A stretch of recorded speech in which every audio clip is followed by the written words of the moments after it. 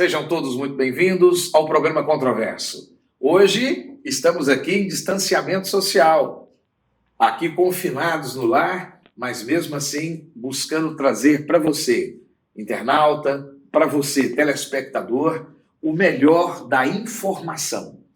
Bom, hoje eu quero continuar conversando com os trabalhadores, empresários, autônomos, informais, a respeito de soluções, porque nós temos muita notícia difícil, muita notícia ruim, muita notícia que nos amedronta. Mas eu quero dizer para você que existe luz no fim do túnel. E muita gente bacana, muita gente boa está trabalhando em razão disso e em função disso. E um deles é o nosso convidado de hoje, Igor Montenegro, diretor de Administração e Finanças do Sebrae. Tudo bom, Igor? Tudo bem, Giovanni. Um prazer estar aqui no programa Controverso e falar sobre essas questões todas que estão preocupando os empreendedores de Goiás e do mundo inteiro, né? Igor, vamos direto para o trabalho? Vamos lá. Igor, nós estamos passando talvez num dos momentos mais importantes da história da sociedade moderna, né? E com certeza o mais importante da pós-modernidade. Então, eu gostaria de começar conversando aqui no Brasil, especificamente, o que esse empresário e esse trabalhador ele tem à disposição dele para poder manter a sua porta aberta do seu negócio, e esse empregado que está preocupado com o seu patrão, ou esse autônomo, o que é que existe hoje de raciocínio? Vamos começar pelo raciocínio. Como é que o governo está se organizando e as entidades que fazem isso acontecer estão se organizando? O governo federal editou uma série de medidas provisórias em várias frentes para dar amparo para os pequenos negócios e para os trabalhadores e para a sociedade nesse momento de crise. Então, existem medidas em várias frentes. Na frente tributária, na frente de crédito, de aval, de renegociação de contratos, existem ações em várias frentes.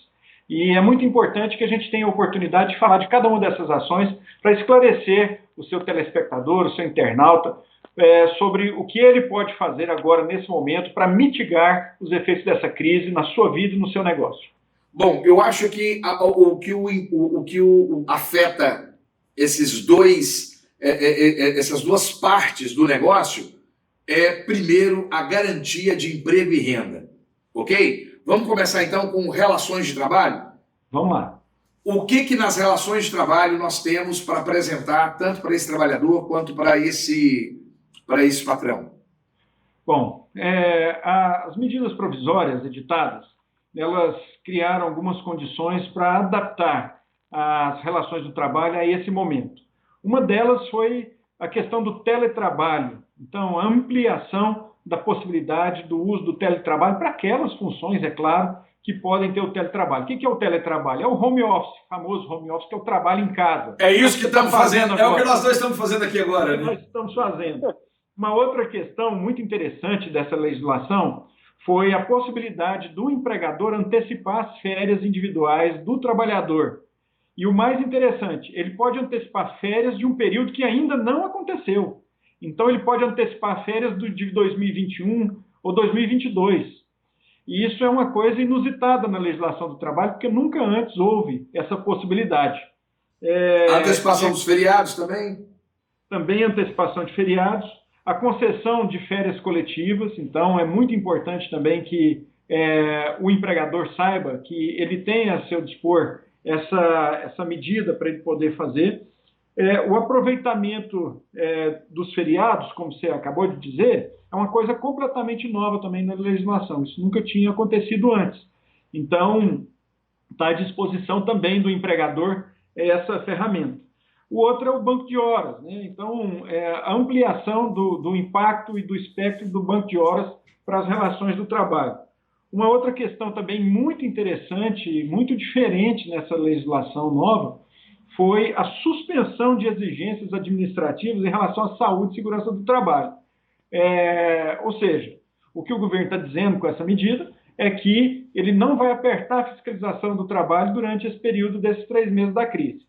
mas é muito importante dizer para o empregador que não afrouxe as medidas que ele já adota. Então, não peça ao empregado, não permita que o empregado deixe de usar o EPI, deixe de fazer aquelas coisas que são básicas de saúde e segurança do trabalho. Mas o governo também colocou isso na medida provisória.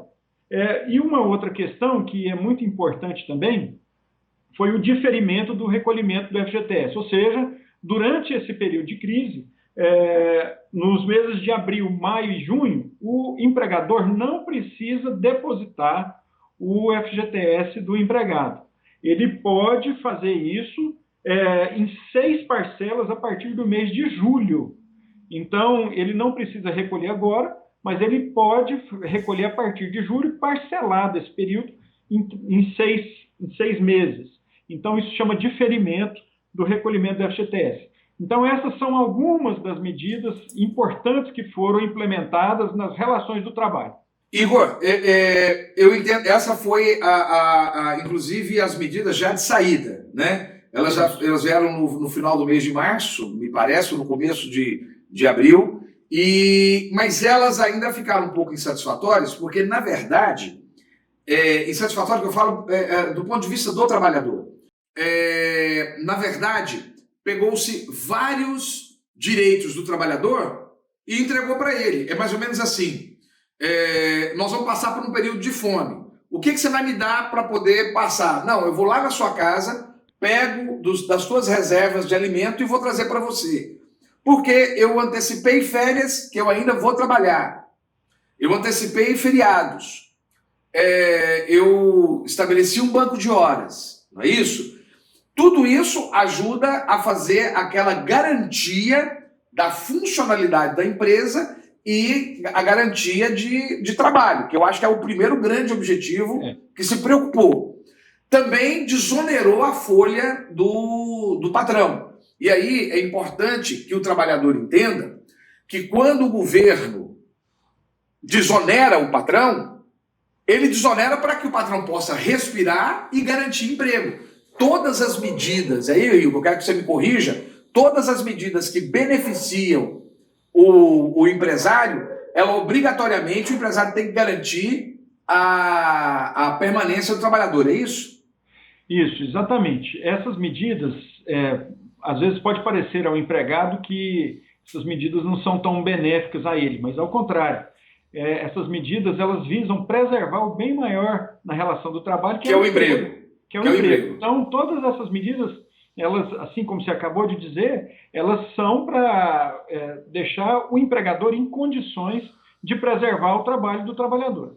Agora, além dessa medida inaugural, que foi essa organização, diferimento de FGTS, o recolhimento dos impostos, nós vamos conversar um pouco mais à frente sobre essa questão dos impostos, que principalmente para o MEI, né, que tem os impostos concentrados, ou então as pessoas que são ligadas ao Simples Nacional, também tem alguns mecanismos importantes. Juntamente com isso aí, logo após isso aí, saiu recentemente a medida provisória 936, né, que é aquela que fala sobre a redução da jornada de trabalho com a redução salarial, a suspensão e o benefício. Você pode conversar um pouco sobre isso com a gente? Isso. O benefício emergencial. Isso. A outra medida foi justamente essa, em que permite ao empregador reduzir a jornada de trabalho e proporcionalmente reduzir os salários. Mas, além disso, essa medida também permite que a redução ela seja compensada com um bônus que o governo federal vai pagar ao trabalhador para aqueles que têm salários até R$3.000. A palavra não é bem bônus, tem uma outra conotação, mas é que o governo federal vai complementar o pagamento do empregado nesse período, naqueles casos onde o contrato for reduzido. Então, vamos supor que o empregador resolveu reduzir a jornada de trabalho do empregado, aquele que ganha até R$3.000, para metade da jornada. Então, ele vai ganhar R$1.500. Esses R$1.500, o empregador vai continuar pagando. Os outros R$1.500, o governo está usando o cálculo que é feito para o seguro-desemprego e ele vai pagar proporcionalmente ao cálculo do seguro-desemprego a diferença.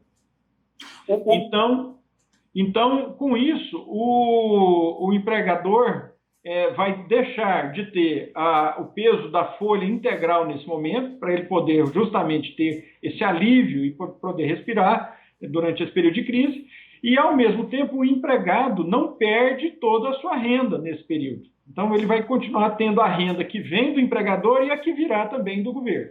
O limite desse seguro, a aplicação desse benefício emergencial, ela é totalmente vinculada ao seguro-desemprego, não é isso? Na verdade, ela se inspira na legislação do seguro-desemprego, utiliza, inclusive, a base de cálculo do seguro-desemprego, mas ela não se mistura com o seguro-desemprego. É isso que é importante dizer para o empregador e para o empregado. Por quê? Porque muitos empregados estão perguntando, se eu tiver esse benefício, eu perco o direito ao seguro-desemprego se eu for dispensado no futuro? Não.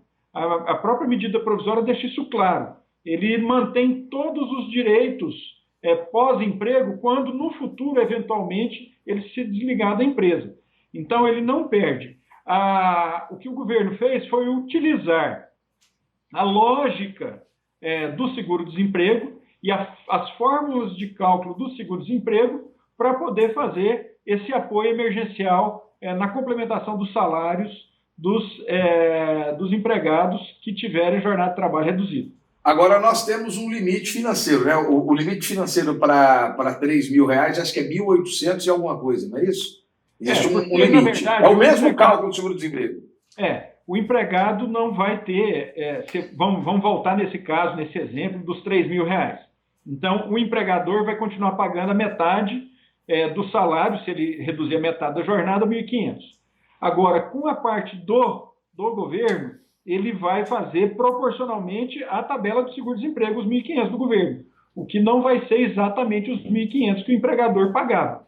Então, isso vai naquelas faixas lá do seguro-desemprego. E aí, claro, para cada caso tem um cálculo, né? Não vai dar tempo aqui numa entrevista para a gente mostrar os cálculos de todos os casos, mas depois, no final da entrevista, a gente vai explicar como é que o trabalhador e o empregador podem obter mais informações sobre isso. O Igor, para fechar essa parte, né? Além de... Então, nós temos, primeiro, aquelas antecipações de descanso remunerado, né? Que são férias, feriados, o acréscimo de banco de horas, o trabalho com banco de horas, né? E a questão das exigências de fiscalização, de fiscalização que ajuda também a facilitar uma série de proibições, lembrando que o empregado não vai ter prejuízo, porque esse problema da Covid-19, gente, é temporário, né? Isso vai passar. Nós, se Deus quiser, vamos estar orando, vamos ter esse trabalho de isolamento social, não vai passar de junho. Vamos estar torcendo para isso, né? Porque tudo é programado para no máximo 2, 3 meses, não é isso? Além disso, Igor, além dessas antecipações, veio também essa possibilidade da suspensão e redução, mas também tem para o empresário a medida provisória 944, que é sobre o aporte para a folha de pagamento. Vamos fechar esse bloco conversando sobre isso? Como é que funciona esse aporte à folha de pagamento para o empresário? Isso está ligado também a acesso a crédito, né? Então, o governo está liberando... Que é o nosso próximo assunto. Está liberando recursos. Já vamos antecipando o próximo assunto. O governo federal está liberando recursos para que os empregadores possam pagar suas folhas de pagamento em condições mais privilegiadas de acesso a crédito. Então, com um juro menor e um prazo maior de pagamento. Então, é muito importante que o empregador saiba que ele, mesmo sem ter faturamento nesse período, ele não precisa se desesperar. Ele precisa entender o que está à disposição dele para que ele possa resolver, nesse período, os problemas que ele está enfrentando. Então, um dos problemas mais sérios que o empregador enfrenta é salário, porque esse não tem renegociação. Você não tem como sentar como você vai sentar com o dono do imóvel, um fornecedor, e renegociar prazo de pagamento, etc. O salário tem que ser pago. Então, por isso mesmo, o governo federal está liberando recursos através dessa medida provisória para que o empregador tenha dinheiro para pagar a folha de pagamento em condições mais benéficas. Igor, fechando agora esse bloco, só direcionando aqui para o nosso telespectador e nosso internauta. Então, o que nós percebemos nas relações trabalhistas? Não precisa ter desespero, vai precisar negociação. O STF, algumas pessoas acham que houve uma derrubada da medida provisória sobre a redução de jornada, não aconteceu absolutamente nada em relação a isso, ela continua vigorando. Você quer fazer um pequeno comentário sobre isso? A decisão do ministro Lewandowski, que é uma decisão monocrática, né?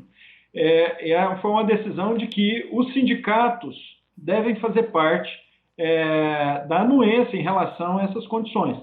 E qual que é a sugestão que nós oferecemos para os empresários?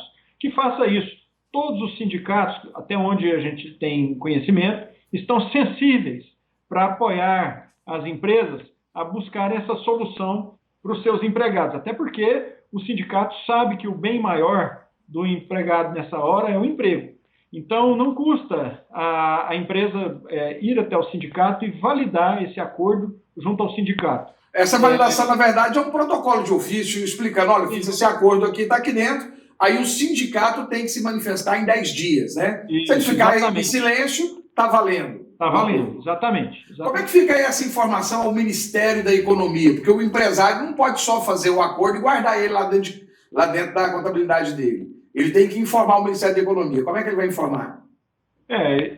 O Ministério da Economia tem as plataformas digitais, né? Então a nossa sugestão é que cada empregador procure o seu contador e busque esse apoio do seu contador para poder fazer a formalização disso. Todos os contadores estão bem informados sobre isso, estão bem atualizados e, eventualmente, num caso mais extremo de dúvida, ele pode procurar nós, o Sebrae, nós estamos prontos lá para dar instruções passo a passo e também a sua assessoria jurídica. Mas não vai faltar orientação do passo a passo para o empregador. Igor, você está gostando da entrevista? Muito, muito. Eu estou gostando e tenho certeza que o telespectador, o internauta, está gostando muito mais. Fica conosco, Igor Montenegro, diretor de Administração e Finanças do Sebrae, está voltando para falar tudo para a nossa garantia do trabalho, mas também a garantia da atividade empresarial. Você está no lugar certo.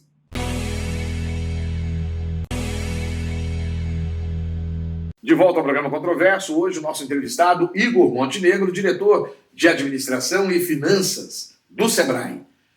Tudo bom, Igor? Animado para o segundo round? Vamos lá.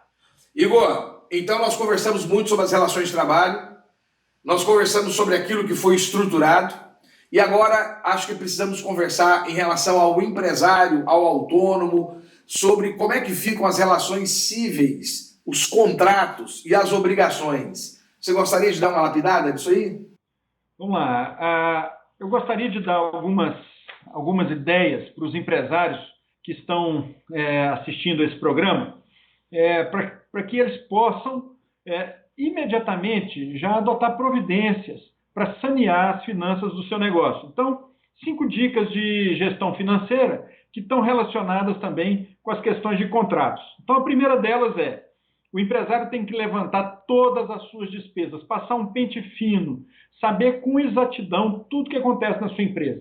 Giovanni, por incrível que pareça, muitos empresários não têm o detalhamento de todas as suas despesas. E de agora para frente, todos os empresários precisam conhecer com detalhes as suas despesas. Segunda coisa, definir as prioridades. Esse é o momento de pagar aquilo que é prioritário. Então, por exemplo, a questão salarial, que nós falamos no bloco anterior.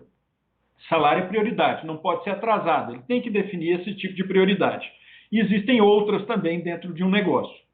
A terceira dica é negociação e prazos. Então, é a hora de o empresário fazer a negociação e obter prazos. Por exemplo, no caso da locação. Então, o artigo 18 da Lei do Inquilinato permite a qualquer das partes fixar de comum acordo um novo valor para o aluguel, permanentemente ou temporariamente, como também modificar a cláusula de reajuste. Então, o locador e o locatário precisam entrar em acordo porque é fundamental manter essa relação. Então, a sugestão nossa é que haja uma renegociação pautada pela boa-fé e pelo bom senso no caso dos aluguéis. E não é diferente no caso dos fornecedores. Os fornecedores de produtos e serviços também vão estar abertos para negociação. Então, é hora do empregador, do empresário, do empreendedor buscar os seus fornecedores, sentar na mesa e negociar com ele condições de pagamento e prazos. A quarta dica de gestão financeira que a gente dá é a implementação de estratégias e ações para o negócio. Você não vai ter um negócio igual que você tinha antes da crise. O negócio vai ser diferente, porque o comportamento do seu consumidor vai ser diferente. Então, você já tem que começar a entender o que vai mudar no seu negócio para estruturar ações para modificar o seu negócio. E a quinta é gestão financeira e um olho clínico em cima do fluxo de caixa da empresa. Contas a pagar, contas a receber, acompanhadas diariamente, não é semanalmente nem mensalmente, é diariamente o fluxo de caixa acompanhado. E uma gestão financeira muito incisiva. De forma que eu penso que com essa resposta eu estou respondendo duas coisas. Primeiro, a dúvida do empresário, do empreendedor a respeito de dicas de gestão financeira e, ao mesmo tempo, com relação à renegociação de contratos. Qual a importância desse conhecimento e esse domínio dessa informação na hora que o nosso telespectador, o nosso internauta, ele vai sentar com seus fornecedores para a renegociação? Ele tem que saber tudo sobre o seu negócio primeiro. Ele tem que saber as informações do seu negócio para que ele possa sentar na mesa de negociação sabendo o que ele pode propor. Então, se ele não tiver um bom conhecimento da gestão financeira do seu negócio, da sua capacidade de assumir compromissos, ele não vai fazer uma boa negociação. E aí ele perde, talvez, o maior patrimônio dele, que é a credibilidade. Exatamente. Porque ele vai prometer para uma série de pessoas que já vão se movimentar, já vão entender que negociaram e muitas vezes ele desorganizadamente prometeu que ele não dá conta de cumprir. Não é isso? Exatamente, Giovanni. Eu concordo plenamente com você. Eu penso que a base das relações humanas é a confiança. Então, isso está na sociedade, está na família, está nos negócios, na relação de trabalho. A base das relações humanas é a confiança. Quando você rui essa base, você desaba com tudo que está em cima. Então, para você ter uma família sólida, para você ter um negócio sólido, para você ter uma relação de trabalho sólida, é preciso confiança.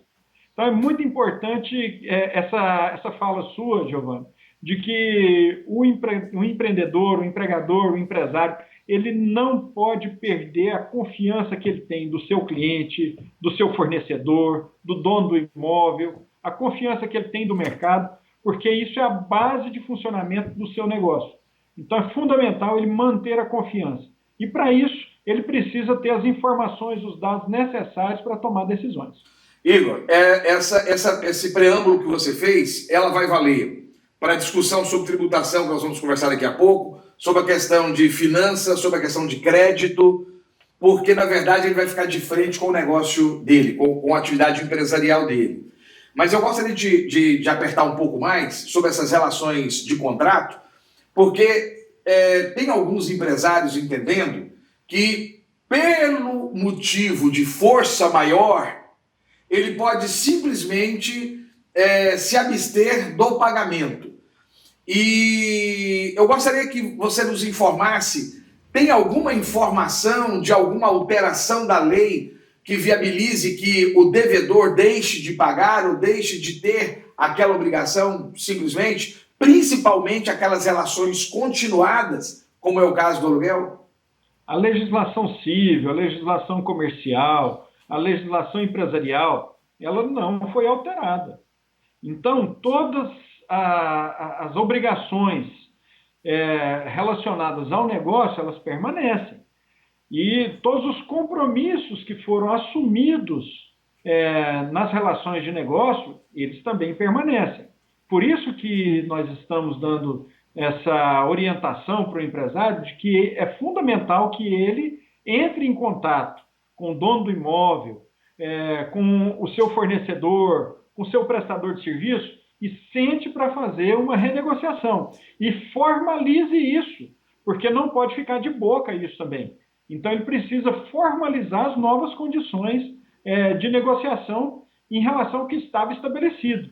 Então, é fundamental que isso aconteça. Então, as condições criadas pela pandemia não extinguiram as obrigações do empreendedor.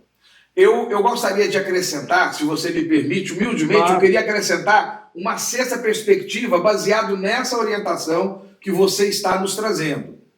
É a perspectiva do planejamento a longo prazo. A percepção do que é que acontecerá no meu negócio e nos negócios em volta, não é isso? A tendência é termos uma regularidade, é o que está acontecendo nos outros países, uma regularidade em julho, agosto, mas que país que nós teremos, que economia que nós teremos, não é isso? Então, além desses elementos fundamentais que o doutor Igor Montenegro nos trouxe, eu creio que nós precisamos também ter um senso de antecipação. E isso vale para todas as decisões que o empresário vai tomar, tá certo? Tá certo, Giovanni. E eu quero aproveitar esse gancho seu para também dar algumas orientações sobre isso que você acaba de antecipar, que é a questão da sequência do negócio. Como é que eu continuo o meu negócio daqui para frente e com sucesso, né? O negócio tem que ser bem sucedido, senão ele fecha as portas. Então, eu vou falar aqui de algumas dicas e orientações para que ele possa seguir vendendo nesse período de crise e no pós-crise. E a primeira delas é justamente o que você acabou de falar, planejamento. Então, é fundamental, aliás, para tudo, né? Para a área financeira, para a área de vendas, para a área de estoques, para a área de gestão, planejamento é a base de tudo. Então, a primeira dica de vendas que eu gostaria de dar para o seu telespectador, para o seu internauta, é que ele precisa planejar formas alternativas de venda. Mas com uma ressalva fundamental, Giovanni. É fundamental que o empreendedor observe a legislação vigente. Ele não pode abrir as portas do seu negócio se isso não estiver sendo permitido pelo decreto estadual. Então, é importante que ele faça aquilo que a lei está permitindo naquele momento.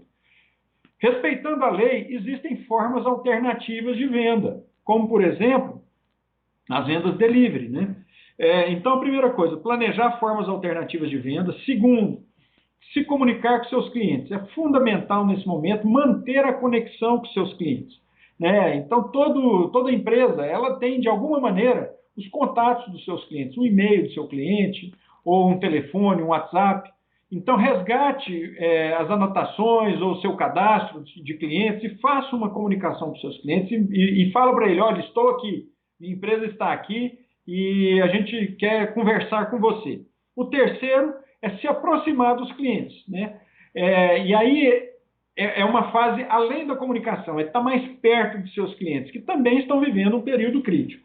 O quarto é entregar em domicílio. Você precisa preparar para entregar em domicílio. Não só agora durante o período da crise, mas mesmo depois, quando as coisas começarem a voltar ao normal, esse vai ser o novo normal. As pessoas vão comprar mais à distância e vão querer receber produtos em casa.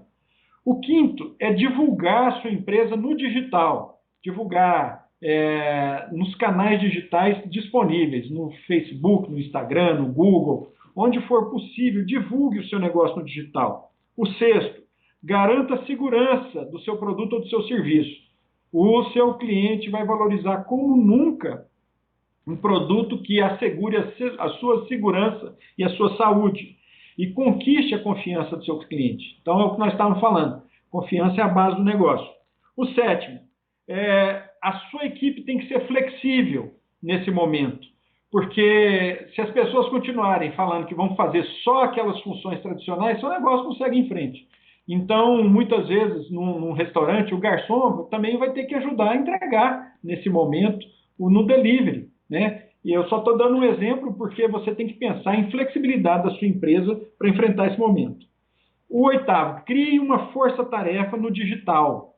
Crie uma força-tarefa no digital. Todo mundo da sua empresa tem que estar nessa força-tarefa do digital. Não importa a função que ele faça. todo mundo tem uma rede de relacionamento no WhatsApp, no Instagram, no Facebook. Todo mundo da sua empresa tem que estar na força-tarefa do digital do seu negócio. O penúltimo é planejar, mais uma vez, né, a atuação para depois da crise.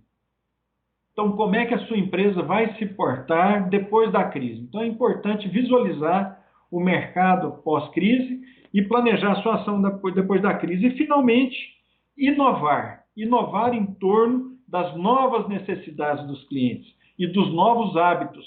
Então, já é possível saber agora como é que o cliente deve se portar depois da crise. Então, comece a antecipar o que o cliente vai querer fazer e como ele vai querer consumir depois da crise.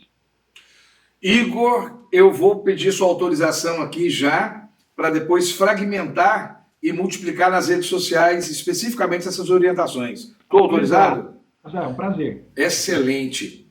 Igor Montenegro, então eu preciso fechar esse ponto dizendo o seguinte: o Igor já matou duas pautas nossas aqui. Então ele matou a questão de contrato e a questão de vendas, né? De um planejamento de vendas, não é isso? E finanças também, né? E finanças também.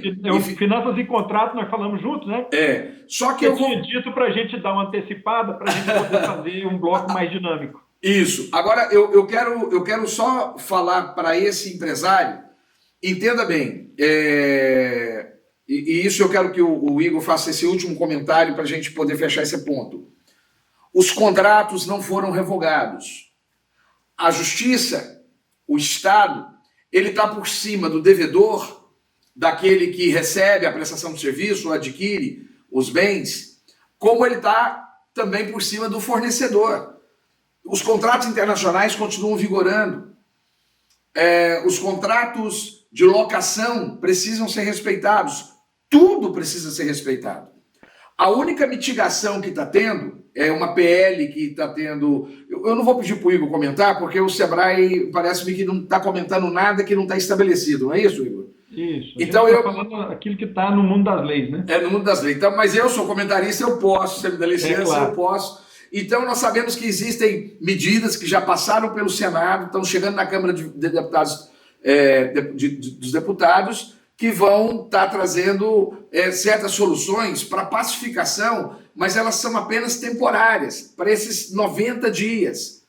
Em seguida, tudo corre normalmente. Então, você precisa sentar com o seu fornecedor, você precisa sentar com aquele credor e precisa renegociar. Principalmente quem tinha dívidas antigas, né? Porque nenhum tipo de negociação o pessoal está misturando as dívidas antigas com as dívidas novas. Estou certo até aqui, Igor? Exatamente. E na grande parte dos casos, especialmente no mercado financeiro, está tendo melhor acesso, né, e melhores soluções àqueles que não tinham passivo junto às suas instituições financeiras, né? Então, quem já tinha passivo, grande ou pequeno, junto à sua instituição financeira, vai ter um trabalho redobrado para solucionar as suas questões. Mas eu queria aproveitar para fechar esse bloco e falar de tributação bem rapidinho. Ok. O calendário do Simples foi alterado. Então, o recolhimento dos MEIs, né, que é o microempreendedor individual, da microempresa e da empresa de pequeno porte, ele foi alterado. Então, durante esses 3 meses de março, abril e maio, o empresário dos pequenos negócios não precisa fazer o recolhimento do Simples. Mas essa obrigação ela não fica extinta. Ela só vai ser diferida no tempo, ela vai ser postergada. Então, o empresário vai poder pagar isso nos meses de outubro, novembro e dezembro. Ou seja, até o final desse ano, esses compromissos dos 3 meses, de março a maio, eles ficam postergados para o final do ano. Mas a obrigação segue, a obrigação continua. A única coisa que está mudando é porque o governo sabe que o faturamento das empresas caiu drasticamente e que o empresário está com poucos recursos para cumprir esse compromisso. Então, o governo passou o calendário do pagamento desses tributos para o final do ano. Agora, aquele empresário que tiver condição de manter essa obrigação quitada, ele pague, para não ficar com essa dívida lá para frente, né, essa dívida tributária. Mas, aquele que não puder pagar agora, ele pode pagar no final do ano, nos meses de outubro, novembro e dezembro, as obrigações tributárias do Simples. Paralelo com isso, para fechar essa questão da tributação, vamos também conversar um pouco sobre algumas medidas fiscais. Não estava no nosso script, mas eu vou te dar uma queimada agora, Igor, jogar essa batatinha quente na mão. É porque também houveram várias medidas das procuradorias municipais, estaduais, aí tem que verificar cada município, no seu município, como é que vai ser isso, mas a tendência é que está todo mundo fazendo mais ou menos na mesma linha. Né? As procuradorias não estão negativando, não é isso? Elas estão, inclusive a Procuradoria Nacional, né? Aquela certidão negativa com efeito positivo com efeito negativo, elas estão sendo todas elas automaticamente prorrogadas por todo o período de 90 dias. Então, hoje você não tem uma preocupação para poder fazer os teus negócios com o problema da sua dívida fiscal. Estou certo, Igor? Não tem alguma coisa nesse sentido? Sim, só para antes concluir ainda a questão do Simples, o Simples tem uma parte da tributação que é federal, tem uma parte que é estadual, tem uma parte que é municipal. Isso. Então, esse diferimento do pagamento que eu me referi é da parte federal. Alguns estados e alguns municípios também estão seguindo o calendário do governo federal, mas não todos. Por isso é importante... Para quem está fora do Simples, né? Para quem está fora do Simples. Não, mesmo quem está dentro do Simples. Dentro do Simples tem uma parte da tributação que é federal. Isso. Tem uma parte que é estadual. Tem uma parte que tem uma parte de ICMS dentro do Simples. Isso. E tem uma parte de ISS também dentro do Isso. Simples. Então, a parte que é do ICMS, do Estado e do ISS vai depender também de uma deliberação do Estado ou do município onde o empreendedor está instalado. Então, o que eu estou falando do diferimento do pagamento do calendário do Simples é relacionado à parte do governo federal. É importante o empresário, o empreendedor estar atento para que ele saiba, veja no seu município se o município acompanhou a mudança de calendário do pagamento do Simples. E no caso do Estado também ainda não havia, até a última informação, uma decisão sobre a mudança do calendário. Então é muito importante ficar atento com relação a isso. Agora, você está precisando de dinheiro, você está precisando aportar recursos para as várias necessidades da tua empresa, nesse momento em que nós estamos passando por essa crise. Então fique conosco, vem para o terceiro bloco, porque o Dr. Igor Montenegro, diretor de administração e finanças do Sebrae, vai nos explicar as diversas linhas de crédito, não é isso? E tem uma surpresa também para nós, uma informação que muitas vezes não é conhecida, mas para saber você vai ter que voltar para o terceiro bloco. Fique conosco, você está no lugar certo.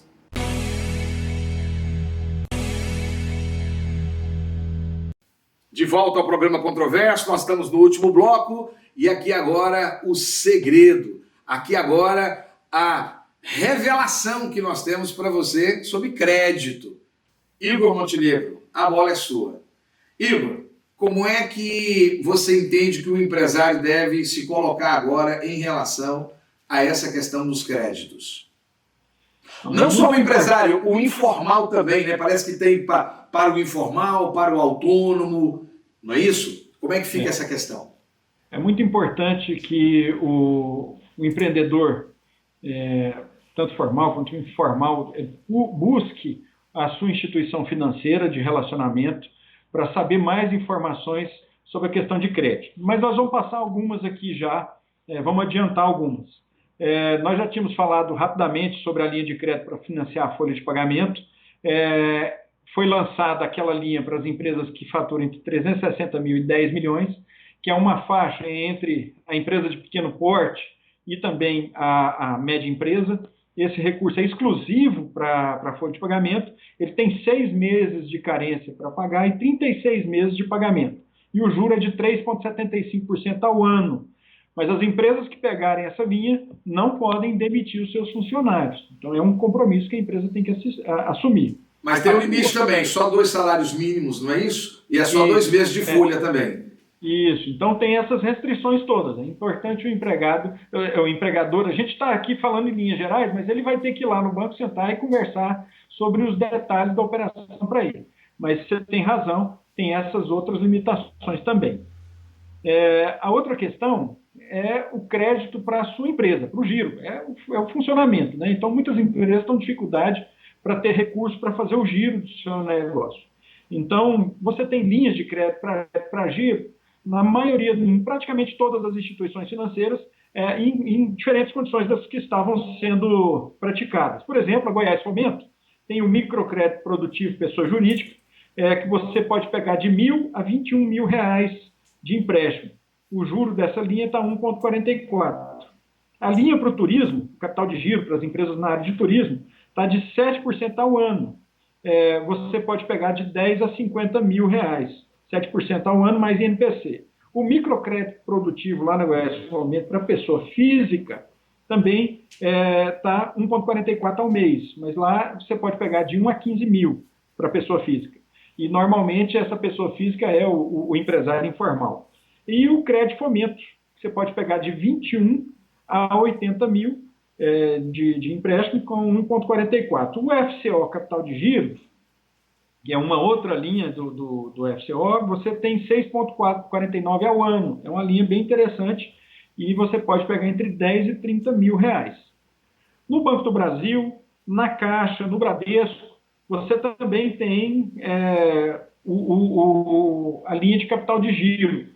Está girando entre 0,83% ao mês, que é o juro da Caixa, 0,84% no Banco do Brasil e 0,94% no Bradesco.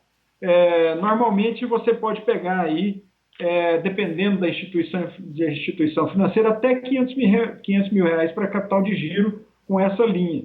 Normalmente tem um prazo de carência, em média esse prazo de carência está de 3 a 6 meses, mais 36 meses para pagar normalmente, de 24 a 36 meses para pagar. Tudo que você está apresentando, capital de giro. Isso, eu estou falando de capital de giro. Que é aquele dinheiro que o empresário pega e gasta dentro da necessidade dele com aquilo que ele precisar. Porque agora é hora de pagar esses compromissos. O empresário está tendo dificuldade para vender, então ele precisa de capital de giro para manter a empresa dele aberta. Esse é o oxigênio dele durante o período da crise. Então, a maior necessidade agora não é financiamento de capital. Né? Ele não está financiando para fazer investimento, né? Para comprar uma máquina nova, para construir um prédio novo. Ele está precisando de oxigênio para sobreviver durante o período da crise. Por isso que eu peguei as informações mais relevantes da área de crédito. Agora eu faço uma ressalva, viu, Giovanni? Essas coisas são muito dinâmicas. Eu estou falando do retrato que eu peguei aqui dos bancos dessa semana. Pode ser que, na hora que o empresário for lá semana que vem, isso pode ter algum... Nós estamos gravando hoje, agora na parte da manhã, da quarta-feira, dia 8 de abril. O programa vai ao ar dia 9 de abril, quinta-feira, às 8 horas da noite. E depois vai ficar disponível nas redes. Isso. Deixa eu te perguntar. Deixa eu te perguntar só uma coisa antes. Essa questão é dinâmica, então a gente pode ter mudanças dessas condições ao longo do tempo, para mais ou para menos.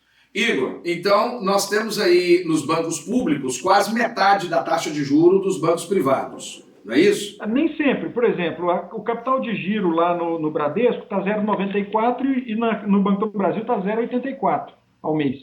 Então está perto. Né? A Caixa está 0,83. E no Goiás Fomento? 0,80 para hospitais e 0,83 para as demais. E no giro fácil do Bradesco, que é uma outra linha mais longa, com pagamento mais longo, ele tem um juro um pouquinho maior. Mas isso vai depender muito do relacionamento que o empreendedor tem com o banco, do histórico dele, e também da necessidade dele de capital. Né? Depende dessas condições. Bom, deixa eu lhe perguntar uma coisa. Eu sei que no momento inicial, a principal diretriz do governo foi aumentar a liquidez e capitalizar os bancos para que eles pudessem gerar crédito. Inclusive, muita gente com uma certa ignorância, com todo respeito pela opinião de algumas pessoas, veio dizer, não, mas o governo ele só preocupou com o banco, mandou dinheiro para banco. Não é bem assim. É porque todo mundo precisa de ir no banco para buscar esse crédito. Não tem jeito do governo distribuir de forma direta, não é? Principalmente para o empreendedor. Então, ele aumentou a liquidez e aumentou o capital. O teu banco está com dinheiro na mão. E também as linhas de crédito do governo federal, dos órgãos do Banco Central que entregam dinheiro para as instituições bancárias também estão bem mais atrativas. O que vai acontecer é que cada banco vai apresentar um spread bancário, que é a taxa de juro um pouco maior para ter um ganho. Está realmente passando essas facilidades para o empreendedor? Está chegando na ponta onde precisa? É muito importante pegar Ou esse ganho. os bancos vão ganhar dinheiro novamente? Quer dizer, a tragédia para todo mundo quebra e nós estamos aí com mais um ano dos bancos no Brasil rindo para tudo quanto é lado. É muito importante essa pergunta sua, Giovanni, porque é importante compreender também os aspectos econômicos que envolvem essa questão de instituições financeiras. Por quê? Porque não existe economia saudável sem instituições financeiras saudáveis. Então, já houveram crises em países, ou crises que se alastraram pelo mundo inteiro, que foram provocadas por instituições financeiras que não estavam saudáveis em determinados países. E isso acabou alastrando para a economia inteira. Então, quando um país não tem instituições financeiras saudáveis, ele não consegue ter uma economia saudável. Então, esse foi um dos motivos que houve uma consolidação bancária no Brasil desde a época do governo Fernando Henrique. E isso fez com que as instituições bancárias brasileiras ficassem mais sólidas. E isso tem ajudado a economia brasileira. Há muita crítica que a gente vê de pessoas que não entendem de economia com profundidade sobre a lucratividade dos bancos ou a rentabilidade dos bancos. Os bancos são negócios, como são os negócios dos empreendedores, dos pequenos negócios, da média empresa, da grande empresa. Ninguém abre as portas, investe o seu capital, coloca em risco o seu capital para não obter um retorno. Então, é muito importante a gente entender isso. Os bancos também precisam obter retorno da sua operação para poder manter o funcionamento do sistema financeiro. Agora, é muito importante nessa hora, uma hora de crise, que os benefícios de redução dos juros no Brasil cheguem às pessoas que mais precisam, né? Então, essa ânsia, essa a necessidade dos empresários, especialmente dos empresários dos pequenos negócios, que ele possa ter acesso a um crédito em condições mais privilegiadas para ele poder enfrentar essa crise. Então, essa que é a ânsia. E esse que é o esforço que a gente percebe do governo federal. A gente percebe um esforço do governo federal e do governo estadual no sentido de poder viabilizar acesso a crédito em melhores condições para os pequenos negócios para que eles possam sobreviver. Então, a gente observa isso e a gente observa da parte dos bancos, né, a dificuldade, às vezes, de poder fazer essa operação, porque o banco também ele tem que ter cuidado com a questão do risco, porque ele não pode sair dando crédito sem avaliar o risco dessas operações, porque daqui a pouco ele não recebe. Eu fui gerente de banco, só que eu também sou empresário hoje. Então, e sou advogado de empresa, eu vejo o desespero que o pessoal está passando. Não seria interessante que essas soluções tivessem também levado em conta esses novos negócios dentro do mercado financeiro, como são as fintechs, as cooperativas de crédito, porque elas visam menor spread bancário, elas visam menor eu entendo que banco é um negócio, mas elas vivem menos essa dimensão do negócio e mais o apoio ao pequeno, principalmente, por exemplo, microcrédito, não vimos nada a esse respeito de microcrédito. Você entende? Não seria esse momento de movimentar essa economia do pequeno? As linhas que eu falei aqui da Goiás Fomento, elas estão muito ligadas ao microcrédito. Lá na questão também das cooperativas de crédito, eu penso que uma boa alternativa para o empreendedor é avaliar se associar a uma cooperativa de crédito para poder ter acesso a condições melhores para a questão do crédito. Realmente, em algumas cooperativas de crédito, você consegue ter condições bem competitivas de acesso a crédito.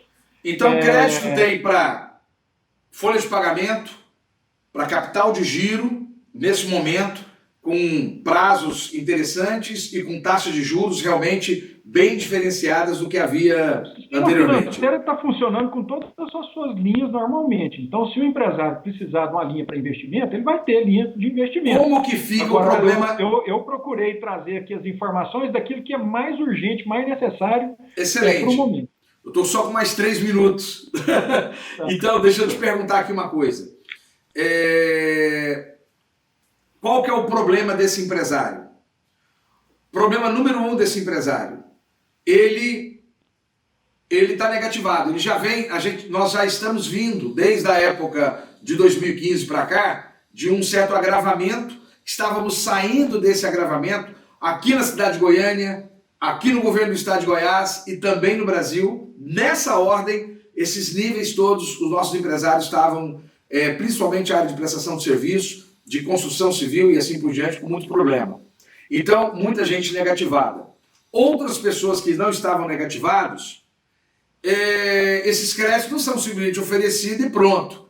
Precisa dar garantias, avais. Como é que fica essas duas pontas? Quem não tem condição de dar uma garantia, um aval, e também a pessoa está negativada. Bom, a questão do aval, nós estamos trabalhando, o SEBRAE está trabalhando junto com o governo federal, uma operação dentro de um fundo de aval que o SEBRAE possui chamado FAMP. Esse fundo de aval já funciona há alguns anos, é majoritariamente operado pelo Banco do Brasil, em operações de crédito dentro do Banco do Brasil, e agora será ampliado para muitas outras instituições financeiras, como a Caixa, Sistema Cooperativo de Crédito, agências de fomento e outras. Então, o SEBRAE ficou comprometido com o governo federal de, ao longo dos próximos 3 meses, aportar cerca de 500 milhões de reais para o fundo de aval, mais o valor que já está lá no fundo de aval, de cerca de 700 milhões. Então, seriam 1 bilhão e 200 em garantia. Só que, no sistema de aval, esse é o piso. Você pode dar garantias além desse piso. Esse piso possibilita que você alavanque entre 6 e 10 vezes o valor do... Como que o empresário faz para ter acesso a esse fundo de aval? Ele vai ter acesso a esse fundo de aval nas instituições que vão operar o FAMP. Banco do Brasil, Caixa, algumas instituições do sistema cooperativo e também agências de fomento. Então, nós estamos nesse momento, o SEBRAE está nesse momento, operacionalizando a capitalização do fundo de aval e os convênios com essas instituições financeiras para que nos próximos dias o empresário já possa ter esse aval para garantir as suas operações. O aval não garante 100% da operação, ele vai garantir cerca de 80% da operação e o empresário vai continuar tendo que garantir pelo menos 20% da operação, mas reduz muito a necessidade dele de garantia. Igor, o nosso tempo passou que, infelizmente, não pudemos fazer tudo aquilo que a gente queria compartilhar. Estar aqui, Giovanni, uma honra. Mas eu gostaria que, em 1 minuto, você trouxesse a importância do SEBRAE e como é que as pessoas pegam todas essas informações que você trouxe. Eu quero dizer que eu sou testemunha disso, que para preparar essa nossa entrevista, o Igor disse, entra no SEBRAE que está tudo lá, e realmente, tudo que o Igor trouxe, inclusive as linhas de crédito, taxas, valores, estão todas no site do SEBRAE. Queria que você fechasse, trazendo para nós um pouco a importância do SEBRAE nesse momento e como é que o SEBRAE está fazendo, só que você tem só 1 minuto e meio. Há mais de 45 anos, o SEBRAE é a instituição de apoio ao empreendedor brasileiro. E nós estamos estruturados para atender o empreendedor em qualquer condição, seja presencialmente, seja virtualmente. Nesse momento, nós estamos atendendo os empreendedores através do nosso 0800, que é o 0800 570 0800, e através desse canal nós podemos agendar uma série de atendimentos, inclusive virtuais. Nós também estamos atendendo no nosso site www.sebraego.com.br e lá o empresário pode agendar uma consultoria online. Nós podemos prestar atendimento online ao empresário e fazer uma consultoria online com ele.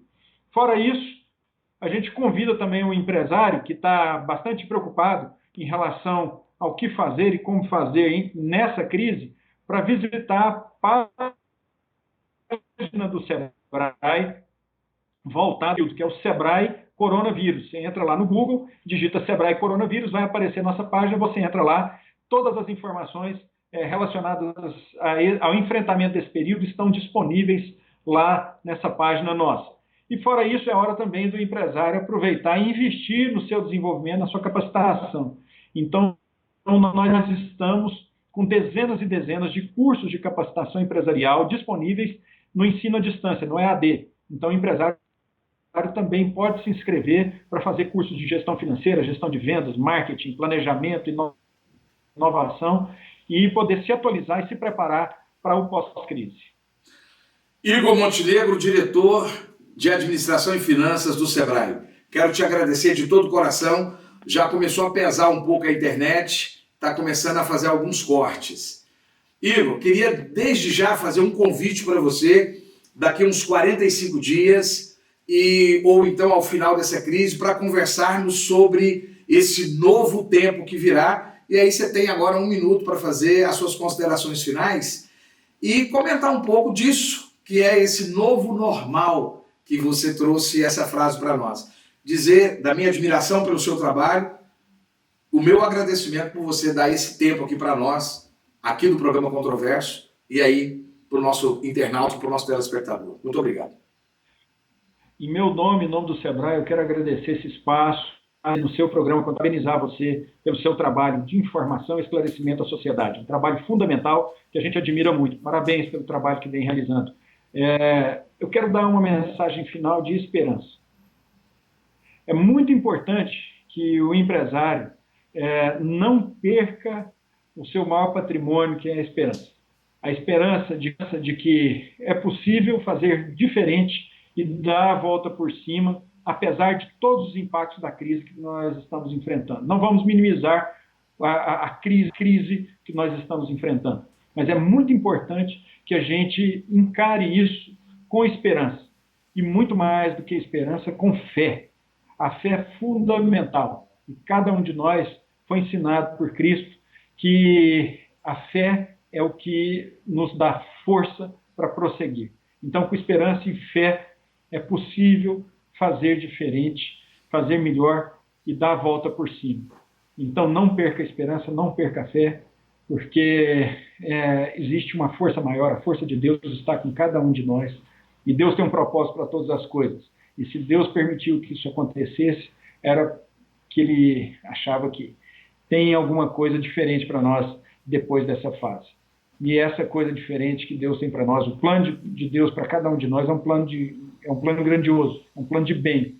E vamos acreditar, vamos crer nisso. Vamos crer que Deus tem um plano de bem para a gente, tem um plano de bem para o que está acontecendo. E Deus está reunindo de novo os amigos e as famílias. Deus está reunindo a sociedade e está provocando reflexões profundas sobre o nosso estilo de vida e as nossas relações. Então é hora da gente avaliar e reavaliar as nossas vidas, as nossas relações, para que a gente possa mudar aquilo que precisa ser mudado. Então, muito obrigado pela oportunidade, vamos ter esperança, vamos ter fé e vamos fazer a diferença daqui para frente. Que Deus abençoe, Igor Montenegro. Amém. Muito obrigado. Todos nós. E você continue conosco, nós estaremos sempre aqui trazendo uma orientação de esperança e de boa expectativa, e vamos vencer juntos esse momento difícil em toda a nação brasileira e mundo afora. Permanece conosco, você está no lugar certo.